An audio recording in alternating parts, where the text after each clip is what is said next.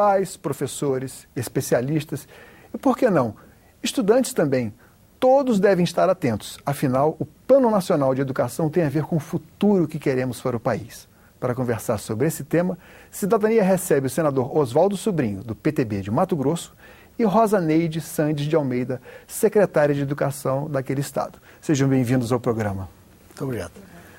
Eu queria que, preliminarmente, vocês fizessem um julgamento da necessidade, por que é necessário o Plano Nacional de Educação, que já está em elaboração desde 2010, que está em via de ser aprovado agora. Bom, pelo menos, preliminarmente, temos que entender que é necessário fazer alguma coisa de prioritário nesse país. E nós vemos que, se não fizer metas, evidentemente que a gente distorce o raciocínio das coisas e não chega naquilo que é. A educação, por exemplo, tem que ter metas. Você tem que falar, queremos atingir tal tempo, isso aqui. Porque, na verdade, tem sido sempre prioridade, mas nas palavras, não tem sido prioridade nas ações. E eu acredito que com esse plano decenal, se todos nós empenharmos por isso e fiscalizarmos e fazer com que as autoridades cumpram, nós teremos pelo menos um avanço da educação, que é o que está precisando. Estamos atrasados em tudo, precisamos agora avançar. Posso lhe chamar de professora, né? Porque antes de ser secretária, a senhora foi professora e tem uma longa experiência de sala de aula. O plano atual, quer dizer, em vias de ser votado agora, ele tem 20 pontos principais. Desses, quais a senhora ressalta como os mais importantes? Bem, eu acho que a dinâmica do plano, do atual plano, ele traz um modelo novo para o país. No plano passado, nós tínhamos mais de 200 metas. Esse plano focou 20.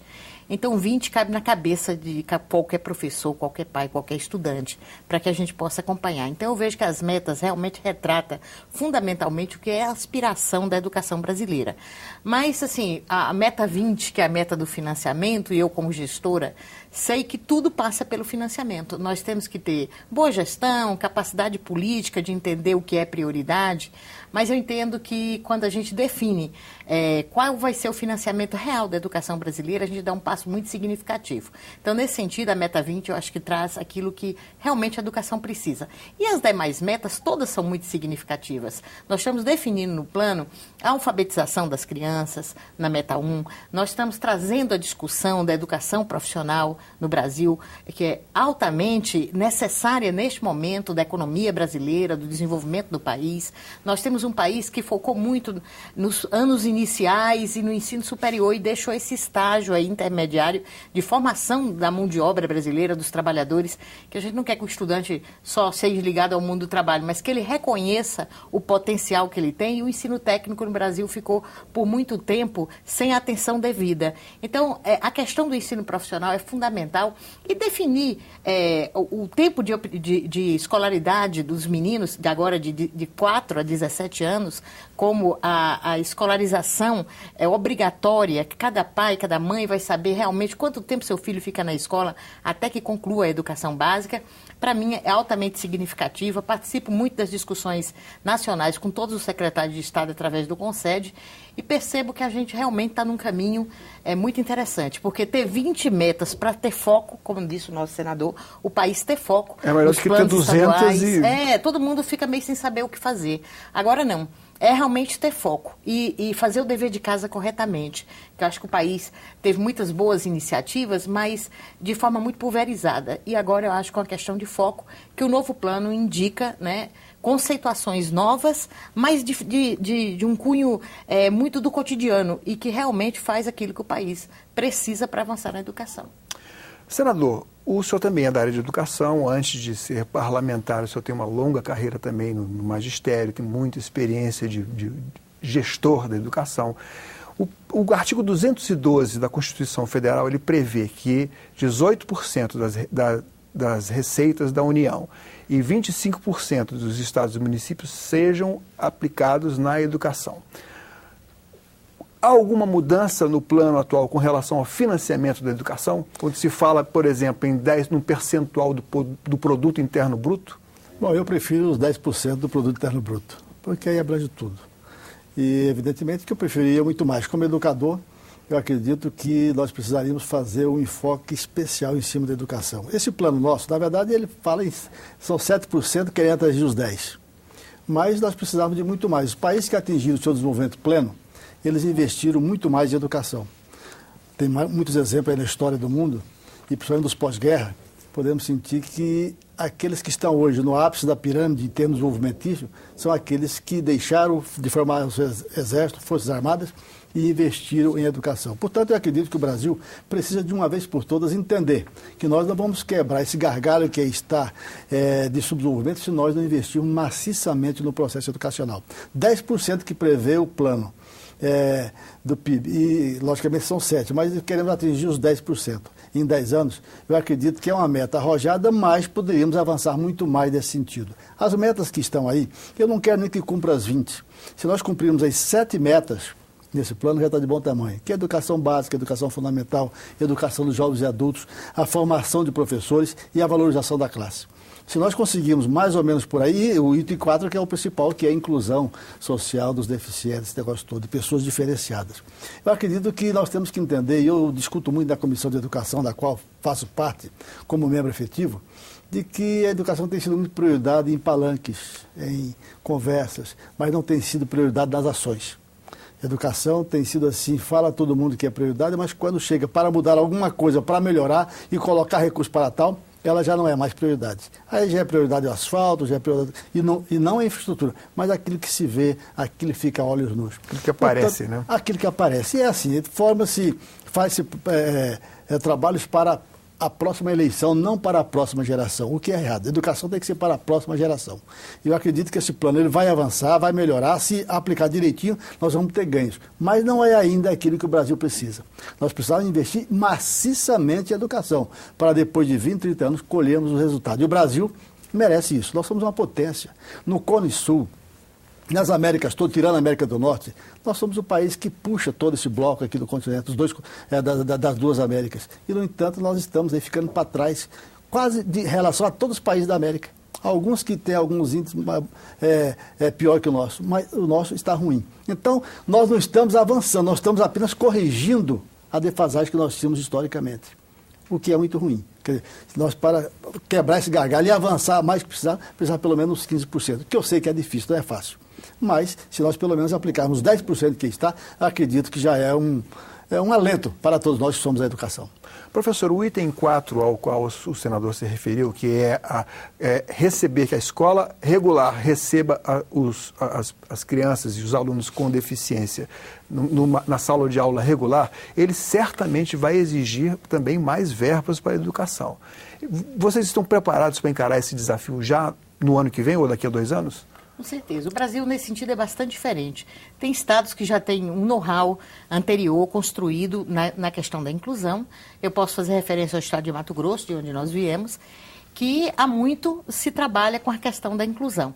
Mas a gente ainda tem escolas sem acessibilidade, nós temos as ruas do nosso país, das nossas cidades, elas não são adequadas para que as crianças cheguem à porta da escola.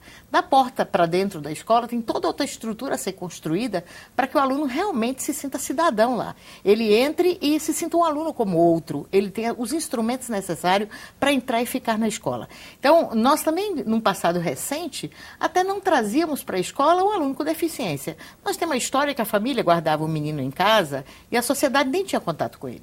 Então, acho que a gente já avançou historicamente. Agora, esse passo fundamental que temos que dar.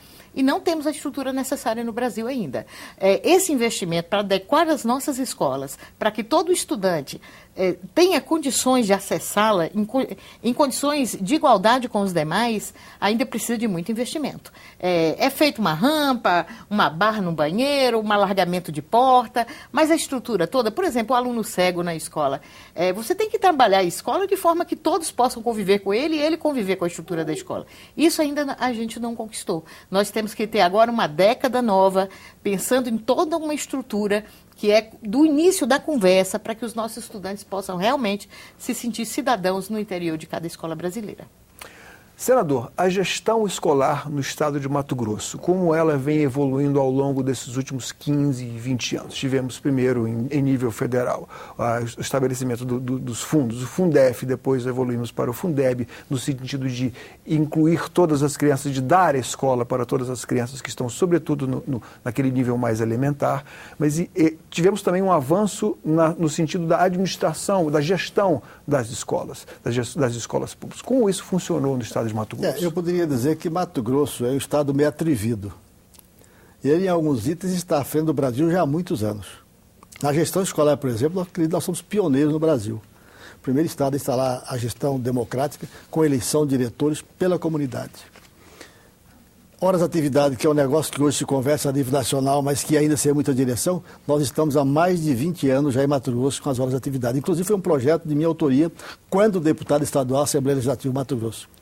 E era até exagerado, talvez por isso que não deu certo na primeira leva, que o meu projeto era 50% em sala de aula e 50% em horas de atividade. Quisemos implantar de uma vez só, findou dando na cabeça. Depois veio outro governador e tal, reciclou. Hoje nós temos 33,33%, uma dízima periódica aí, nós temos aí em termos de hora de atividade. E o resto em sala de aula. Foi um avanço para a época espetacular e hoje ainda para o Brasil.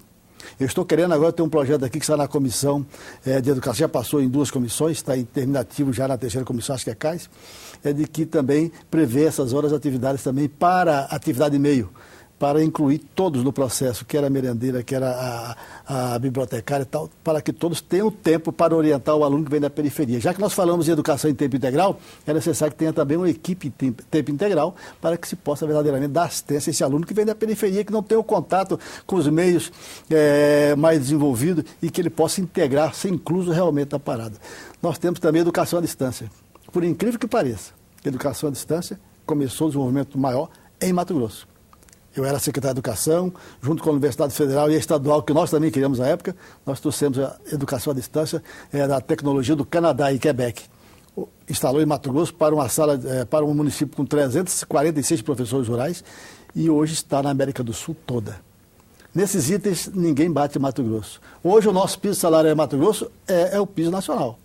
Até um pouquinho melhor. E daqui a 10 anos, terminando o plano decenal, acredito que nós estaremos bem à frente do que aí está. Portanto, nós temos exemplos a dar, por isso nós cobramos aqui. Porque sabemos, mesmo o estado pobre como Mato Grosso, hoje parece um estado muito rico pela sua potencialidade agrícola, mas na verdade nós temos a Lei Candir que nos atrapalha. Mesmo assim, Mato Grosso tem cumprido a sua meta. Agora mesmo o governador de Mato Grosso fez uma negociação com os professores, dando, parece-me que um índice escalado em 8 anos, né? Escalonado em 10 anos, de que ao término nós estaremos com o melhor piso salarial do Brasil. Então, Mato Grosso tem alguns exemplos importantes. Nós temos uma universidade pública hoje que tem mais de 23 mil alunos, que é ligada à Secretaria de Educação, a Universidade Estadual, que também tem todas as áreas de atividade mais voltada para aqueles do interior. Foi uma universidade criada no interior para o interior. E com o objetivo principal de criar, ou seja, de formar professores. Nós tínhamos um déficit muito grande de professores formados. Portanto, o Mato Grosso dá exemplo nesses casos todos. E eu acredito que nós vamos continuar assim. Porque todas as pessoas que vêm já têm um espírito, já tem uma semente que foi lançada a nível de Estado, da comunidade, de que ninguém pode retroceder. Tem que avançar. Porque a sociedade não admite e não aceita que se faça mais. Então, eu acredito que nós fazendo assim, a professora Rosa Neide tem trabalhado muito nesse sentido. Inclusive, nós fomos colega como secretária adjunto há algum tempo atrás e, na verdade, a gente tem mais ou menos uma sintonia nesse trabalho. Eu acredito que ela tem feito o máximo que pode, porque, na verdade, o Estado exige que nós façamos. Não é que nós queremos bonzinho, não. É que, na verdade, não tem mais qualquer secretário de educação que entrar, ele tem que avançar. Ele não pode retroagir, porque senão ele não fica. O Estado fiscaliza, o Estado de Mato Grosso fiscaliza como está sendo feitas as despesas com as escolas públicas e também como é que anda o transporte escolar na zona rural. Veja bem, Paulo, a gente tem um diferencial na questão do transporte, como você perguntou do transporte. Mato Grosso também, há 4 anos, fez uma proposta ao governo federal que nós trocaríamos em 4 anos toda a frota de ônibus antigos, que os ônibus, na realidade, que não conseguem mais transportar pessoas na zona urbana das grandes cidades, eram adquiridos pelas prefeituras para o transporte dos estudantes no campo. Isso é um exemplo no Brasil inteiro, Mato Grosso também não ficou diferente. E essa proposta foi feita ao governo federal, o ministro de então, o ministro Fernando Haddad, aceitou o desafio do governo de Mato Grosso e hoje nós já trocamos 80% da frota. 80% 90% da frota de Mato Grosso são ônibus completamente novos. Há 20 dias atrás entregamos mais de 200 ônibus a prefeituras, já entregamos quase 2.000 ônibus a todos os municípios. É feito em parceria, o regime de colaboração entre Estado e município de Mato Grosso também é um regime muito forte. No Plano Nacional está explicitado que em 2 anos nós vamos articular o Sistema Nacional, mas Mato Grosso já trabalha há mais de 20 anos com o regime de colaboração. Então, a gente repassa um convênio com as prefeituras, ajudando em combustível e manutenção dos ônibus, e os ônibus que foram adquiridos metade pelo governo federal, metade pelo governo do estado. Então, nós temos um transporte escolar hoje quase equacionado junto às prefeituras de 141 prefeituras do nosso estado. E em relação ao monitoramento da rede, ao acompanhamento, nós também, uma questão que eu vejo que é pioneirismo do estado, é a descentralização de recursos para a própria escola, né? A nossa merenda escolar é descentralizada. Quando o Brasil era centralizado, Mato Grosso já era descentralizado, e nós temos um projeto que chama a programação direta do recurso na escola. Então a gente passa, a escola tem um planejamento, ela insere no sistema estadual, e a SEDUC paga direto ao conselho da escola, são os pais, estudantes e profissionais que fazem a gestão da escola. E eles inserem toda a prestação de conta online, e a secretaria acompanha, né, e vai orientando, porque muitas vezes adquire algumas coisas que está fora do planejamento, ou deixa de adquirir, é lenta, tem dificuldades técnicas. Então, a secretaria, através do sistema, vai inserindo e vai discutindo com a escola o seu financiamento. Então, o financiamento de manutenção da área pedagógica e física da escola é feita pela própria escola com recurso descentralizado. Senador, eu me lembro que pouco tempo atrás se discutia aqui no Senado Federal a redivisão um novo planejamento para o Fundo de Participação dos Estados, que é oriundo da Constituição de 1988. Época em que o estado do Mato Grosso não era considerado um estado rico, ou pelo menos não era tão menos pobre, como, digamos assim, quanto é hoje. Só que no bojo dessa discussão, se dizer, não, vamos então, o estado de Mato Grosso hoje é um estado rico, então evidentemente é o estado que tornou-se uma fronteira, uma grande fronteira agrícola, tem um papel preponderante, inclusive até nas trocas comerciais do nosso país com os outros países, nossos parceiros comerciais. Mas no bojo disso tudo cabe uma pergunta. A iniciativa privada que tem conduzido esse boom agropecuário, esse boom agrícola, essa grande fronteira agrícola de Mato Grosso, ela participa também, de alguma forma, do financiamento da educação, ela procura colaborar? Porque no resto do país a gente vê que a gente cobra, né? Mas na verdade não acontece tanto quanto se gostaria, né? Investimento em pesquisa, investimento em educação de base, investimento em educação superior. Por setores. Eu digo que Mato Grosso é o estado rico-pobre. Rico porque potencialmente nós somos ricos, estamos produzindo mais que qualquer estado do Brasil. Da porteira para dentro da fazenda nós produzimos melhor que qualquer estado da nação. Mas, na verdade, a Lei Candir nos tira que a desoneração dos nossos produtos, evidentemente, tira condições de recursos maiores para investir. Mesmo assim, tem-se buscado condições boas para a educação e para todo o setor produtivo. A educação em Mato Grosso, por exemplo, que a iniciativa privada, ela tem participado, sim, na formação de profissionais. As grandes empresas rurais hoje, que é o principal mais forte do estado, eles têm dado curso aos seus funcionários. O Sistema S tem investido muito em Mato Grosso, principalmente na formação de profissionais de nível médio. E tem sido um espetáculo, porque, na verdade, nós precisamos, no setor industrial, no setor primário mesmo, no setor de serviço, nós precisamos de gente para trabalhar, e está uma defasagem nessa faixa média. Nós está faltando muita gente, principalmente hoje é muito difícil achar um pedreiro em boas condições de Mato Grosso, um eletricista, um encanador, mecânico de máquina. Hoje as máquinas nossas rurais são todas eletrônicas. Um trator tem todo o equipamento instalado de alta tecnologia. O indivíduo não é qualquer um que pode manobrar. O indivíduo, para operar uma máquina, tem que ter no mínimo custo médio. No mínimo. Quiçá, tem que ter um curso superior formado para a área de tecnologia. Então, a iniciativa privada tem juntado-se ao governo do estado, às instituições, para dar, evidentemente, que não é obrigação dela fazer educação formal. Eles ajudam a educação informal, dando cursos intensivos e tal, na área que precisam, silagem, bom, tudo de uma forma geral. Então, nós não podemos reclamar. O nosso empresário é bastante consciente, é um empresário que veio, somou-se aos nativos de Mato Grosso, mas vieram já de São Paulo, Santa Catarina, Rio Grande do Sul, já trouxeram a tecnologia, trouxeram um espírito diferente já na formação educacional. São pessoas que sentem necessidade não só da formação, mas da informação também. Portanto, eu acredito que reclamar dos nossos empresários seria reclamar de Deus. Eles têm ajudado, têm feito a parte deles, agora precisamos nós, governo, Estado como um todo, mostrar por que viemos. Hoje o Estado, lastimavelmente, a nível nacional, não tem provado para que veio. Nós, no positivismo e justnaturalismo, nós renunciamos aos nossos direitos naturais. E o Estado ficou de nos dar educação, segurança e saúde. O Estado tem falhado nisso. O Estado de um modo geral, não é o Estado de Mato Grosso, de um modo geral. Portanto, nós estamos reclamando, temos que reclamar. O Estado tem obrigação, é obrigatoriedade do Estado, da sociedade também, da família, investir em educação. Mas eu acredito que, no caso específico aí, nós temos que agradecer ao nosso empresariado. São pessoas conscientes, responsáveis e que têm ajudado o governo, de uma forma geral, a fazer o melhor. Professora, o senador se referiu à educação à distância, que foi aproveitado, aprendemos, se me permite dizer assim, com o método canadense e foi implantado aqui. Eu queria quais são os meios utilizados, quem é o público-alvo da educação à distância e, se possível, um quantitativo. De que cursos são esses que vocês ministram? Veja bem, Paulo. O estado de Mato Grosso tem realmente esse diferencial, até porque é um estado continental e em alguns momentos da sua história, para que ele avançasse, realmente houve a necessidade premente que se utilizasse, tivesse criatividade, investisse realmente em tecnologia para que pudéssemos avançar na questão do atendimento, especialmente na formação dos educadores de Mato Grosso.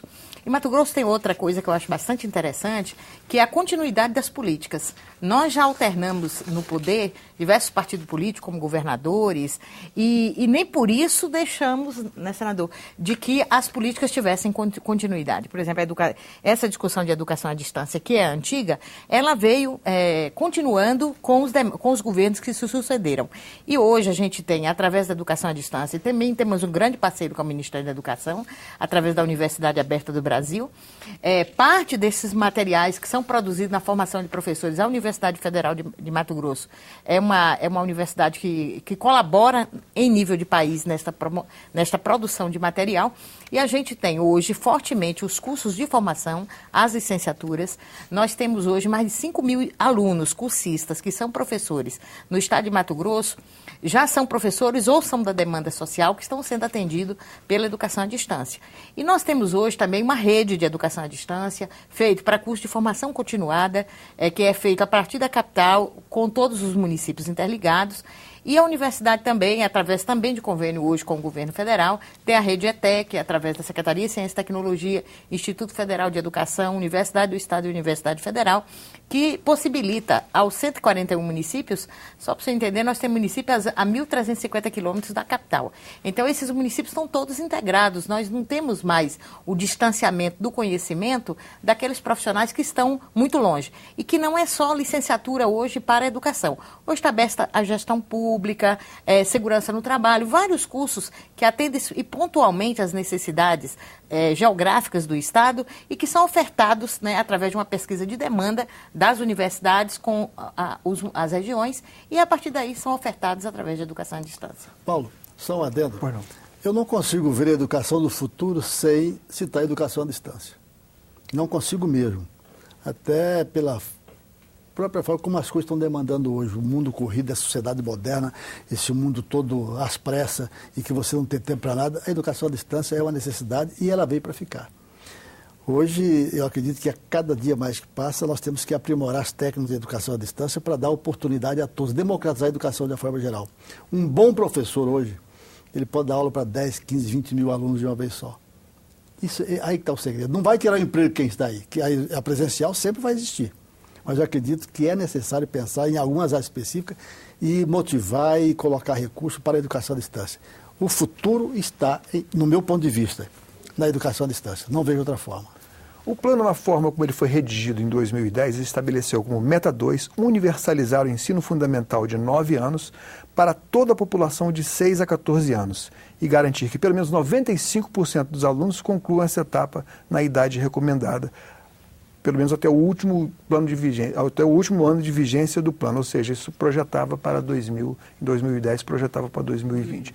Quanto disso já foi feito em Mato Grosso e quais têm sido os maiores obstáculos para levar todos esses alunos dessa população de 6 a 14 anos para dentro da sala de aula, esses 95%? Paulo, é bastante interessante para nós também, porque o ensino de 9 anos no estado de Mato Grosso, ele tem exatamente 20 anos. Quando o país tinha ensino de 8 anos, só tinha até o 8º ano, a nossa antiga 8ª série, Mato Grosso já tinha a organização da sua educação fundamental em 9 anos. Eram 3 ciclos, o primeiro, segundo e terceiro ano da escolarização era o primeiro ciclo e assim sucessivamente até o 9º ano. Então, nós hoje já temos 96% dos alunos que está na idade até 14 anos matriculados, e nós temos 9 anos já contemplado. Quando o plano for agora aprovado, esperamos que esse ano o plano seja aprovado, nós já cumprimos essa meta. Então, nós já temos 96% dos estudantes matriculados. Nós temos uma grande população indígena no estado de Mato Grosso. Então, na população indígena, nós já chegamos a todas as aldeias. Em todas as aldeias, ofertamos educação fundamental. Em grande parte delas, educação média também. Fazemos um esforço muito grande para que as crianças das aldeias sejam alfabetizadas em língua materna, que é um diferencial para eles são alfabetizados na língua materna. Em algumas aldeias que já perderam a sua língua, é que eles são alfabetizados em língua portuguesa, mas estamos fazendo um trabalho, inclusive junto à Unicef, para que possamos resgatar a língua falada para aquele povo. Então, esse diferencial dos indígenas, que tem alguns ainda que ainda não estão nesta idade, a discussão cultural do indígena, com os tempos da cultura indígena, é um pouco diferenciada, mas nas demais escolas do campo e da cidade, a gente já atingiu esse patamar que o plano está planejando aí para esta meta. Então, vocês já se anteciparam. Bom, nosso tempo está acabando, vou fazer uma última pergunta para os dois. Eu pediria que fossem bastante breves, desculpe, mas o tempo a gente não pode mudar. Quais as principais qualidades de um professor? Primeiro, a professora, depois o senador. Paulo, eu acho que a principal qualidade de um professor é a vontade de ser professor, é a determinação, é a objetividade, é acreditar que todo aluno aprende, que toda criança aprende, é ter entusiasmo. Eu, por exemplo, quando as pessoas me ouvem falando, falam, por que você tem tanta esperança? Né? Tem 33 anos que eu estou na educação e cada aluno novo é uma possibilidade nova. Então, independente das condições de trabalho, que eu acho que nós temos que representar a luta por melhores condições de trabalho para todos. A educação precisa melhorar mesmo, precisa investir mais, precisamos avançar.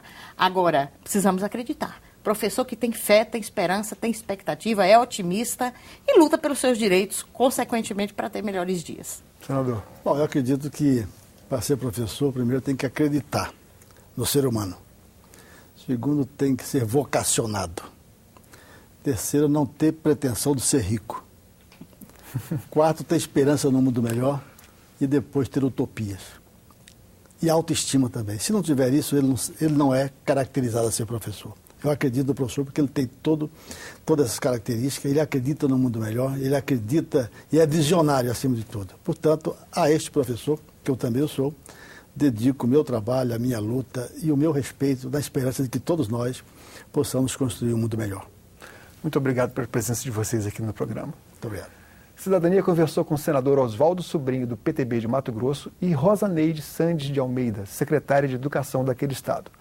Mande suas críticas e sugestões para nós. Ligue para 0800 61 2211 ou acesse www.senado.leg.br/TV. Nesse endereço você também pode ver de novo ou baixar uma cópia deste ou de qualquer outro programa da TV Senado.